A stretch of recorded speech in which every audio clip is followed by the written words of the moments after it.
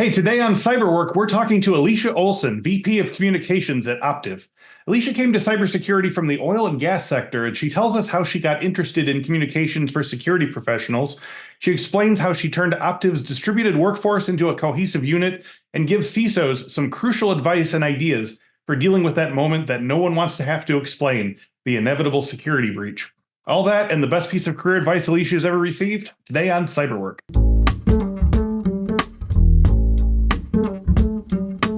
Hello and welcome to this week's episode of the Cyberwork with Infosec podcast. Each week we talk with a different industry thought leader about cybersecurity trends, the way those trends affect the work of Infosec professionals, while offering tips for breaking in or moving up the ladder in the cybersecurity industry. My guest today, Alicia Olson, is a global communications executive with 2 decades of experience in strategic communication that drives business outcomes, engage stakeholders, and build brand. As Vice President of Communication for Optiv, the Cyber Advisory and Solutions Leader, she oversees all aspects of global corporate communications, including executive and crisis communications, employee communications, media relations, analyst relations, social media, corporate marketing content, and reputation and change management. Olson is a founding member and chair of the Optiv Women's Network and Optiv's Diversity, Equity, and Inclusion Steering Committee. She is also a member of the Arthur Page Society and the Women in Technology Council in Colorado. So today we're going to be talking to Alicia about the work of communications within a cybersecurity business. So Alicia, thank you for joining me today and welcome to Cyberwork. Thank you so much for having me. I'm really happy to be here. My pleasure. So Alicia, I want to start out by asking you a bit about your job. Obviously, our podcast is all about people who are considering entering the cybersecurity industry for the first time. Maybe they're a student or a young person, or someone maybe who's transitioning over from another career later in life, and maybe in a completely different field. And so I wanted to start by talking about your career in communication. So for those in the audience unfamiliar with your specific job role, what does a VP of communications do for a company? Sure. Think of me as the voice of Optiv. I'm ultimately responsible for the company's brand and reputation, and that is played out by the roles you just mentioned. I oversee public relations, industry analyst relations, corporate comms, social media, and marketing content. Okay, so who and what aspects of the org chart do you manage or oversee, and how do you steer messaging and your company's intent through these various campaigns? Sure, you bet. So we own the company's brand and how we talk about Optiv, and are setting those key messages around Optiv story, and whether that is played out within marketing campaigns or amplified through our CEO's voice or our other thought leaders when they're out, telling Optiv story in the news media or various thought leadership pieces. Okay, so you're Are you doing most of the writing yourself? Do you have sort of like departments that cover different aspects of this? Are you sort of doing final overseeing, or are you sort of sending out the directives, we need to do this or this or this? Yes, it's all of the above. Okay. So communications is really kind of a creative problem solving type function. It's predominantly a lot of writing, but there's also a lot of counseling that comes in, connecting the dots across functions, because we're one of the few functions that interacts and works across the enterprise with every business. And so that could be, working with sales or services or legal. It really runs the gamut. So no 2 days are the same. Okay, well, I want to.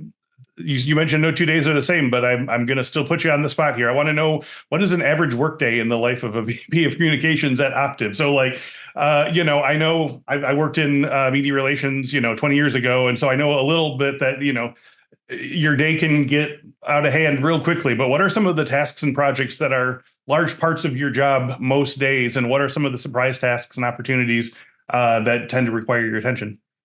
Yeah, you bet. So I'm going to start internal first. So I often think about my job within internal brand or internal communications and external. So the best brands are really built from the inside out, right? And so that is all about activating our workforce and our employees so that they feel connected. And so one way we do that is through a brand ambassador program. So think of that from everything from like the company newsletter, that you get that has company news and information, all the way to almost like our own internal social media application that allows people to stay up to date on all the news and happenings of the company, but also shares with them thought leadership that they can share externally with their own social media networks.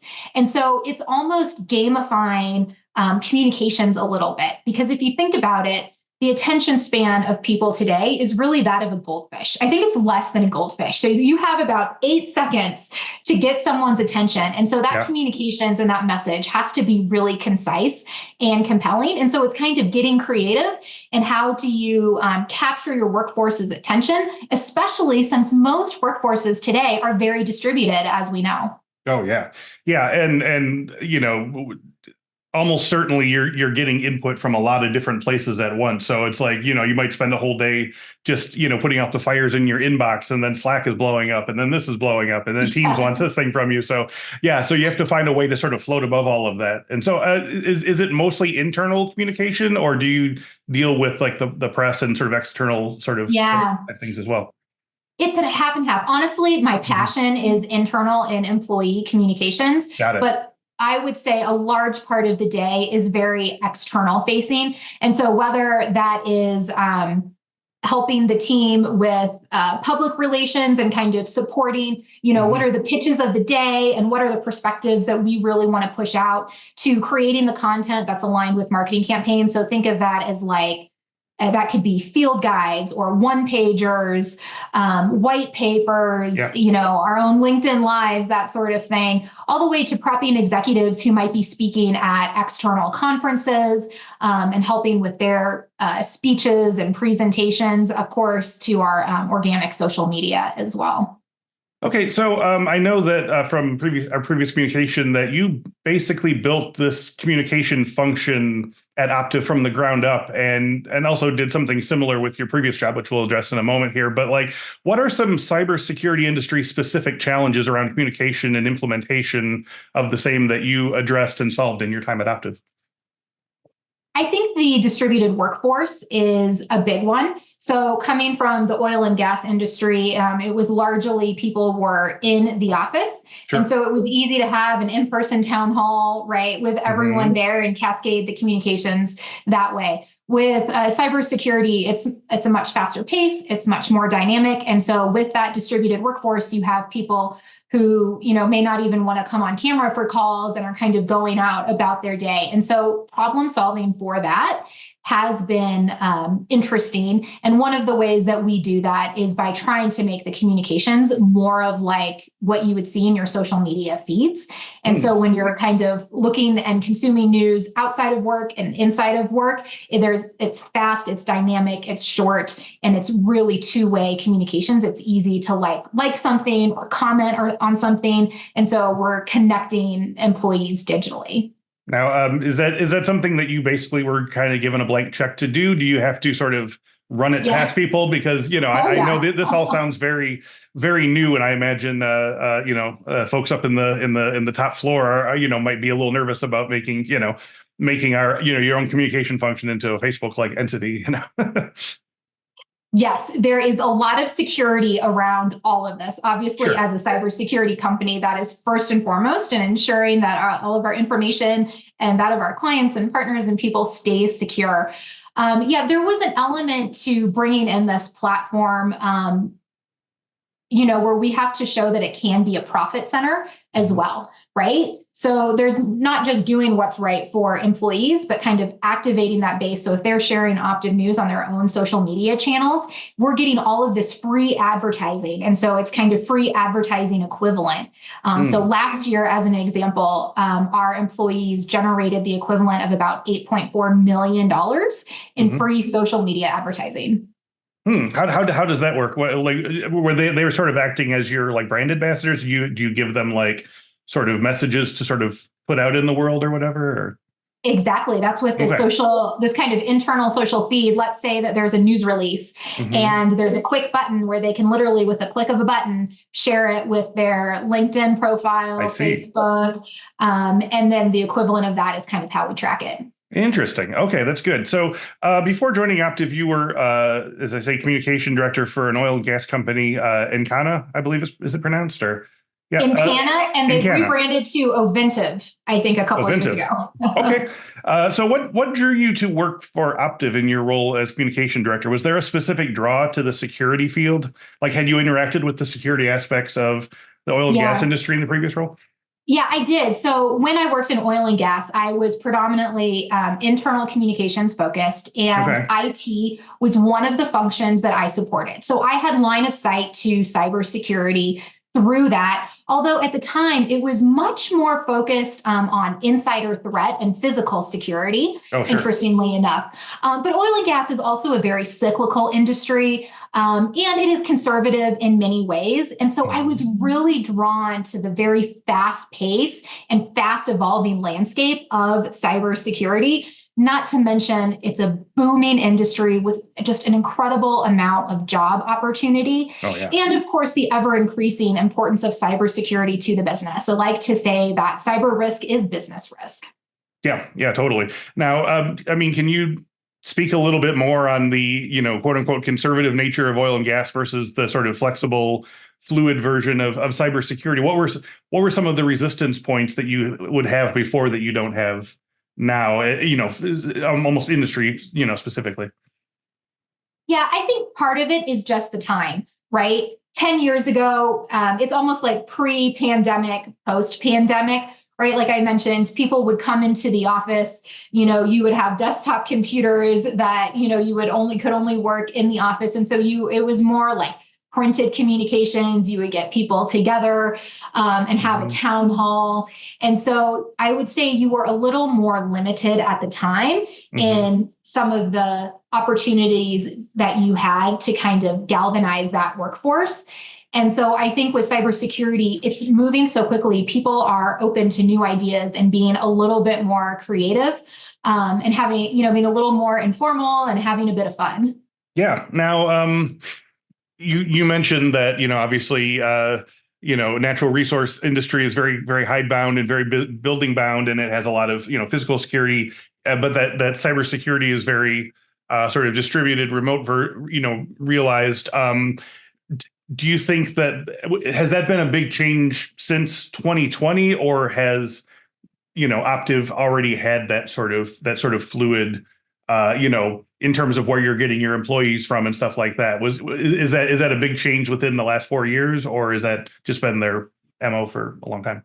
Yeah, it's always been the MO. So I've been at Optiv for over 8 years now. And when I joined, and still today, we're about 80% of a distributed workforce outside of our two main offices. And even the people who are in either Denver or Kansas City would still work remotely a couple days a week, even before the pandemic. So we were already kind of a step ahead when the pandemic hit to operate, and operations just continued without a hitch.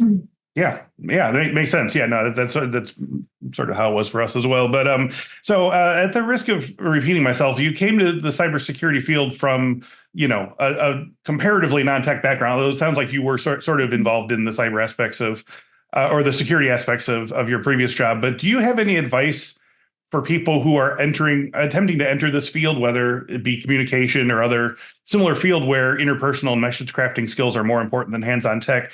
Like, how do you get up to speed quickly on all the sort of cybersecurity lingo, jargon, all that kind of stuff? Because, I know for myself, I was frantically, looking at Wikipedia entries and trying to figure out what all these, alphabet soup looked like and so forth. But like, did you have like someone that was sort of giving you like, an explainer? Were you doing outside research for yourself?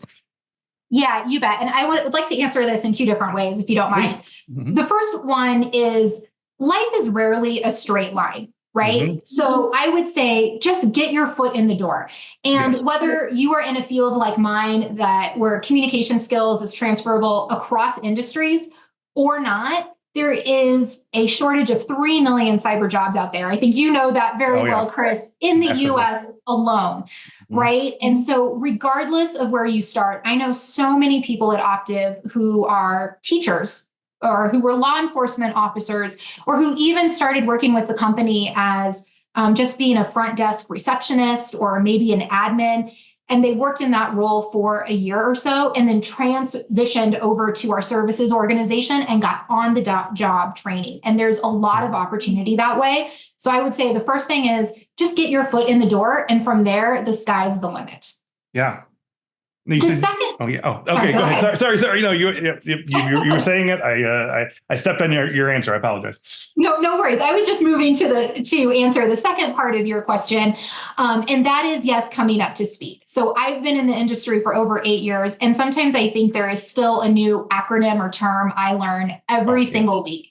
Especially at Optiv, I like to joke around that we love our acronyms and our pets, those two things specifically at the company. Right. And there are two really great resources that I would recommend. If you go to optiv.com and search cybersecurity dictionary or just dictionary, it's a huge revolving dial of all of these acronyms and terms that's very, very helpful. And the other one we call the CISO periodic table. And it's kind of like a chemistry element, but we switch it out with cybersecurity terms. And that is a really great high level snapshot to at least understand what the terms are. And then from there, of course, there's it's as much reading and talking to people as possible. Oh, for sure. Now, were these are great ideas. Are these things that you spearheaded, or were they in place when you joined, or? They are something that a counterpart of mine on the creative team, their brainchild, and kind of helped come through. And they're just the best resources. I actually share them a lot when we're talking to college students or high school kids. They're just great all around general resources. That's amazing. No, I think that's one of the best ideas I've heard. That's so it's so cool. So talking to you about other aspects of your work here, can you tell me about founding the Optiv Women's Network? It's an organization within the company dedicated to diversity, equity, and inclusion. So how did you get started creating this organization, and what are some of the specific events or resources that it offers? Yeah. Thank you. You know what? I think it's really important to find something that just fills your cup. And I love my job, but I'm really passionate about empowering girls and women to use their voice. And so that's what fills my cup. And so whether I'm coaching middle school girls volleyball or helping create the Encana Women's, I was on the Encana Women's Network as well. And then when I moved over to Optiv, helped found the Optiv Women's Network. And really that's all about providing meaningful networking opportunities and resources and tools to help women achieve their personal success. And more specifically, helping increase the number of women who work at Optiv and in the cybersecurity industry, and the number of women leaders. And so we have lean in circles. We have a partnership with the Executive Women's Forum for mentoring.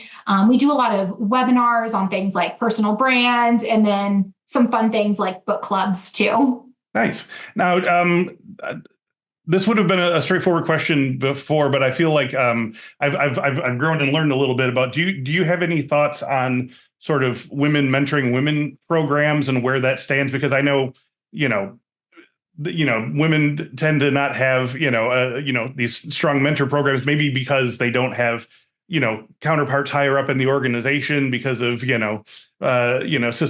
systemic, exclusion and so forth. But then, so it makes it sound great. But then I've also heard other women tell me, it shouldn't be all just women to women, because then it sort of it takes, men out of the equation. It takes it puts more burden on, female execs to have to mentor 6, starter, women in the industry or whatever. I mean, is this something that you address in the Women's Network? And do you have any thoughts on sort of where it stands? Yeah, absolutely. I think allyship is so important, regardless if we're talking about a women's network or any other employee resource group. And from a mentorship perspective specifically, I think it is beneficial for women who are younger or earlier in their careers to reach out to other women and to kind of help, just talk about those things early on in career development. As you advance and you get a little bit older, I don't think it matters if it's a male or a female, as long as you have kind of that mentor, that champion, that kind of goes along with professional development for sure. We also have, I mentioned some lean in circles that we run through the Optiv Women's Network. We have a couple all male circles as well. Okay. Can you speak on a larger scale to what companies can do to really support and encourage diversity, equity, inclusion in their own companies, and not just for the month or two a year when everybody's watching them? Yeah, you bet. And I want to mention the allyship again. I think being an ally is really important. And all that means is that you are advocating for other people. So the next time that you're in a meeting and you may hear someone speaking and then someone else speaks over them or interrupts them, or says, "Oh, I have a great idea," and it was an idea that someone had just shared previously, speak up. Say something, be proactive. There's something that everyone can do to advocate for other people on their team. Yeah, I agree. Now, you mentioned it briefly. Can you talk about the Women's Security Council in Colorado and tell us a little about that organization and your role in it? Sure. So Women in Technology, or WIT, is also, I think, kind of a national thing. This one, the Colorado chapter. Yeah. Yeah. Nice. The Colorado chapter is run through the Colorado Technology Association, of course, and same thing, that aims to advance women in technology from the classroom to the boardroom. And I participate more from like some of the networking events that they have, and just trying to connect with other women in this field in Colorado. Okay. Yeah. Nice. I guess speaking more about the communication, the outward communication, like what are some of the things that Optiv is trying to sort of put out into the world from a communication standpoint in terms of security issues, or like what is Optiv sort of thinking about in this regard? I mean, obviously, you want to tell them about your goods and services and so forth, but like, do you do a lot of sort of message crafting in terms of interacting, Optiv with like the sort of bigger questions that are being asked by, the security industry as a whole?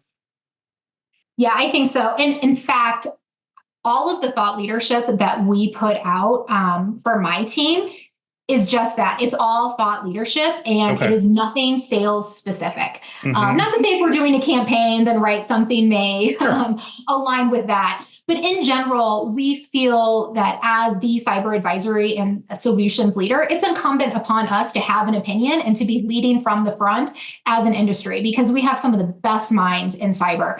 And so we want to be sharing the perspectives of not only things that are very timely, like generative AI, but also, reaching topics all the way up to the boardroom. So we do a lot with the National Association of Corporate Directors, as an example, to try to help inform board directors why cybersecurity is important and how that should be part of their governance and oversight. So a lot of perspectives, I say. Yeah. Now, you mentioned before the sort of CISO periodic table of the elements.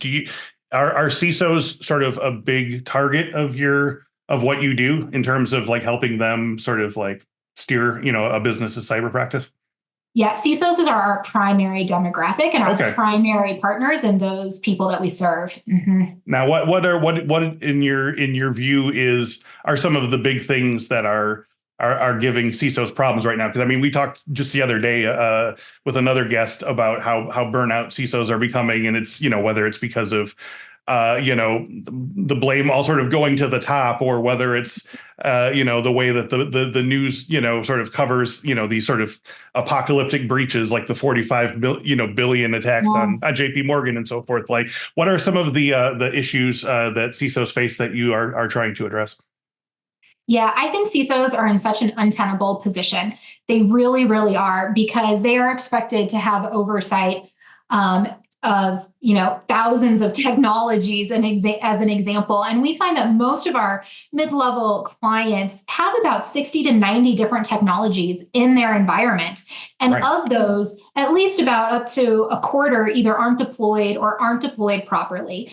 And so one of the ways in which we help CISOs is trying to really come in and help understand, well, what is a true audit of their entire technology stack? And then, does it need to be rationalized or consolidated, just to ensure that all of the platforms in their environment actually are working together, and that they have analytics, and that they're working how they're supposed to, is number one. So then you can secure it. right? And then that leads to cost savings. That also leads to how do you justify the return on your investment as a CISO when your CEO or the higher ups are asking, like, wait, you're asking for more money? Can it justify that return, justify that security? Yeah. So helping CISOs really understand and secure their environment, and also helping with the cost savings, and being able to have those conversations with the C-suite and the board on some of the cybersecurity issues of the day and really what they need to be thinking about. And that's just one element.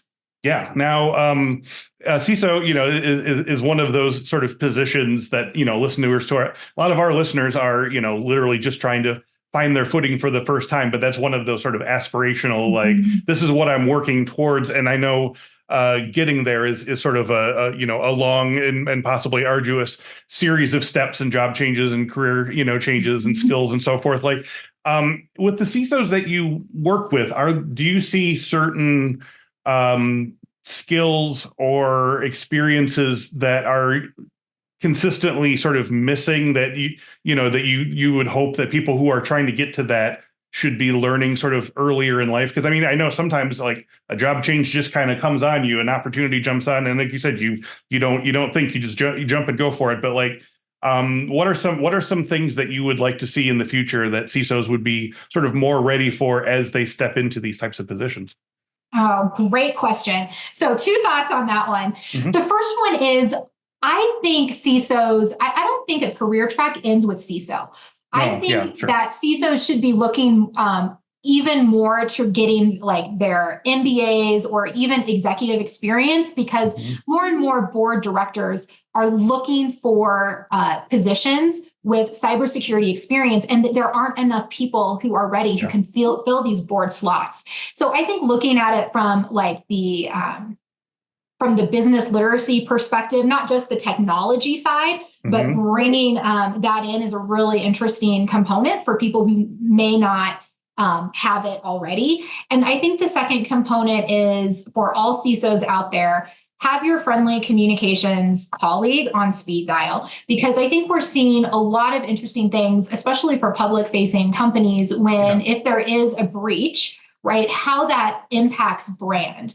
And so a lot of seeing cybersecurity and just kind of the, that risk tolerance and protection that is usually within more of the CIO, CISO fields, and then kind of the brand and the marketing really come together, and how can they collectively protect a company's reputation and help them secure business outcomes. Yeah, and also not make themselves a target necessarily. Yes, because a lot of times if you didn't do any of those things, then very difficult questions start to get asked. Now, can you talk a little bit about that with regards to, like, say you're a CISO, something just went wrong, this is big, this is bad. Like, what would you, as the sort of communication arm of said company, like if they did the right thing and they went to you first, like what are some like first sort of remediation actions that you recommend in terms of sort of getting in front of something like this?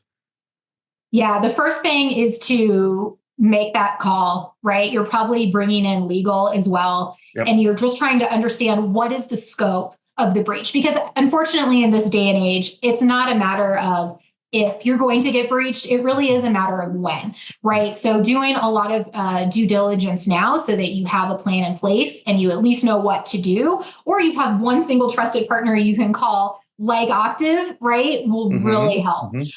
So once you really understand the scope of the breach and who is impacted, is it just internal to your company? Or are clients impacted as well? It's kind of like a decision tree of, I think, where do you go as far as notifications? And I'm definitely liking the trend of more and more companies being transparent, and this is what's happened, and here's what we're doing to mediate it, and here's what you should be doing in the meantime. Yeah. And then it becomes educational for everybody. And also, I think it probably destigmatizes some of the, we certainly know that a lot of big breaches go unreported, and it's because they don't really know how to get in front of it. And it's better just to sort of, hope that no one finds out, which of course everyone always finds out eventually. Right. So I think this has been very helpful in terms of, helping people who are moving towards like a CISO position to sort of think about some of the things they need to be doing in addition to the sort of tech and management aspects of things. So as we wrap up today, Alicia, can you tell our listeners the best piece of career advice you ever received? The best piece of career advice I have ever received is get comfortable with being uncomfortable. And really what that means is challenge yourself, say yes to a stretch project or a goal, or something that you may not really have a lot of experience in, but as long as you're consistently challenging yourself and growing, I think get comfortable with being uncomfortable is my new mantra. Yeah, I love that.